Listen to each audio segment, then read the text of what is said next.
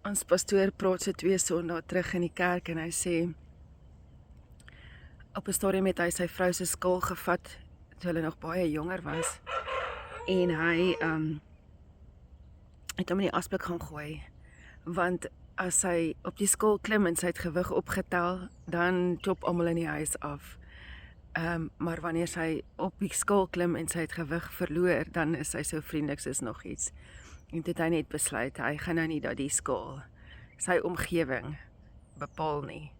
En dit het my net bietjie laat dink, jy weet, daai skaal wat nou daar op die ashoop geëindig het, wat is die doel van daai skaal op die ashoop, vir daai mense wat daar op die ashoop bly en daar funksioneer en daar lewe? Hy dien geen doel nie, behalwe dat hy vir daai ou miskien 'n paar rand kan gee, wat as hy hom verkoop kry, jy weet, sodat sy gesin dalk kos kan kry, of hy gaan dalk R2 kry, wat gaan bydra tot die res van die geld wat hy kan saamsit, sodat hy sy gesin kan voer. En dit het my gedagtes net bietjie laat gaan, jy weet, van wat ons doel hier op aarde is, en na watter tipe mense God gaan kyk, na watter tipe dinge God gaan kyk. Jy weet, as ons eendag daar voor hom staan, voor die oordeelstroon, wat is die dinge wat hy gaan vir ons vra? Gaan hy vir ons sê, die ander grappie wat die pastoor gemaak het, was, daar gaan geen dokters en prokureurs in die hemel wees nie, want ons gaan hulle nie nodig hê nie. En ja, dit was vir my baie snaaks, want dit is so waar, want ons gaan nie siek wees nie, ons gaan nie beklei nie, daar gaan vrede wees. Maar die ding wat vir my net uitgestaan het, is weer eens my vraag van, weet, as ons nou voor die Here staan, daar voor die oordeelstroon eendag, is ons naam in die boek van die lewe geskryf.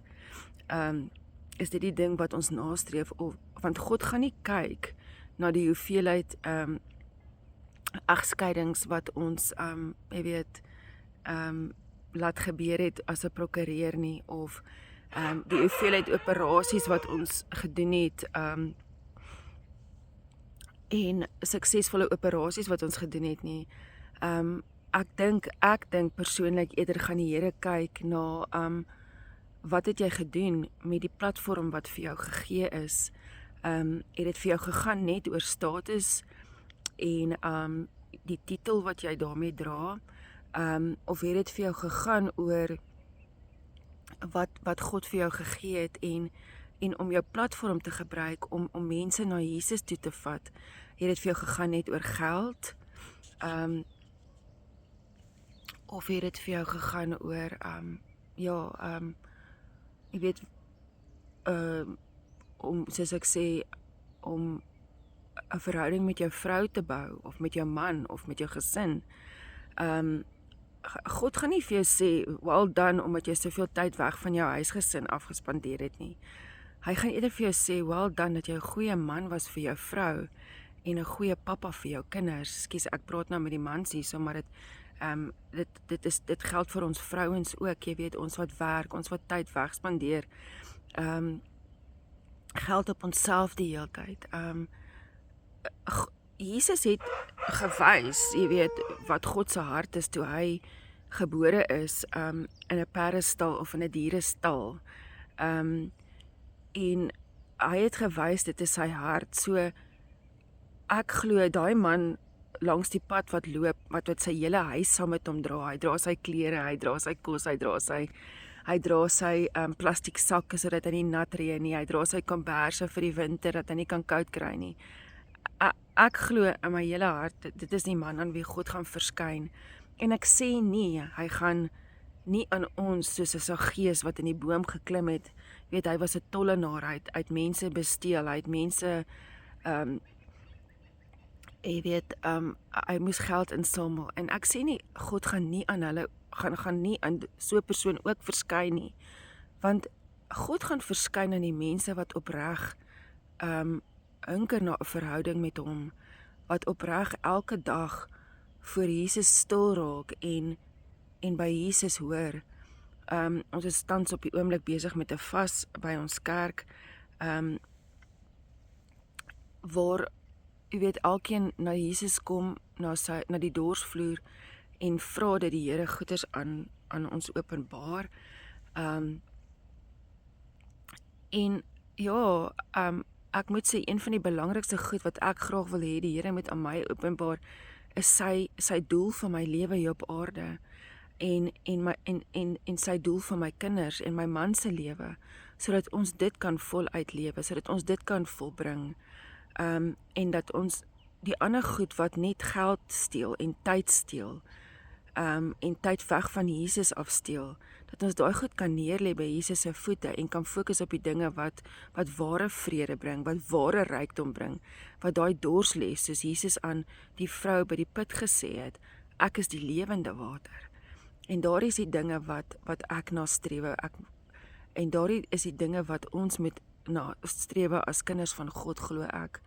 En ja, dit is my boodskap vir vandag. Ek bid regtig dat jy sal leeg raak voor die Here en dat jy die dinge wat jou tyd steel sal erken, en herken, jy weet, raak sien en voor die Here bely, en dat ons net ja regtig die Here sal strewe vir sy doel vir ons op aarde.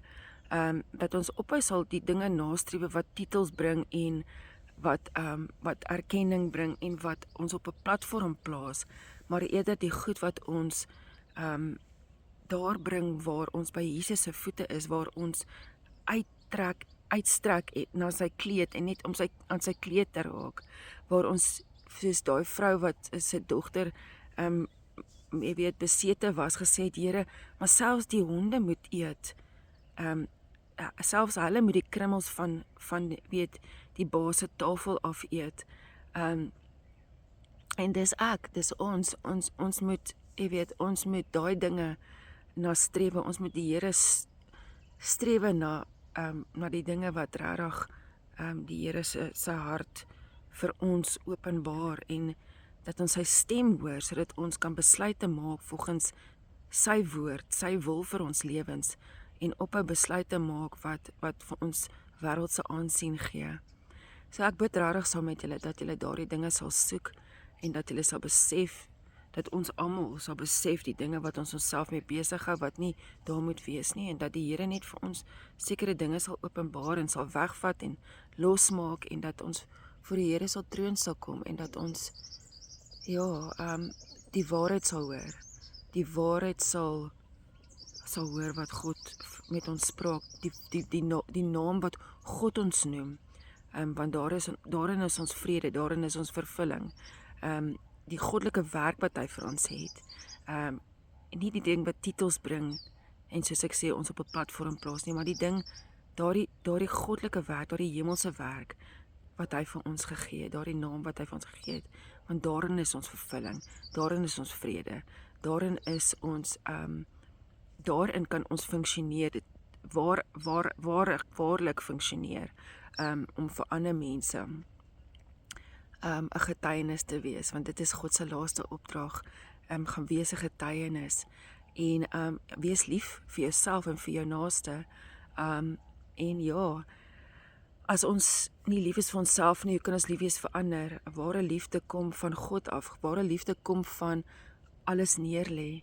en God se ware doel vir jou verstaan, dit is waar ware vrede en ware liefde vandaan kom, wanneer jy jou doel verstaan, wanneer jy jou doel op aarde kan uitleef, ken, verstaan, kan uitleef. So ja, dis my gebed, dis my boodskap, en wees geseënd julle. God wag vir jou, God staan reg, reik uit na hom toe, raak aan sy kleed, gaan bid vir die Here vandag, raak stil vir die Here, en raak net aan sy kleed.